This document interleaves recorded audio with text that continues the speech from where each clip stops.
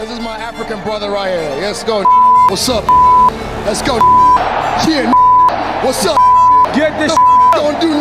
He thinks being able to say the N-word is an African thing. They don't even say that in Africa. So people don't get offended? No. The N-word is an American thing. Implying that Plessis isn't African because he won't say the N-word. And bringing race, color, with racial slurs, all of that stuff into it immediately made me like, I don't want to be a part of this. And that's why I just walked away.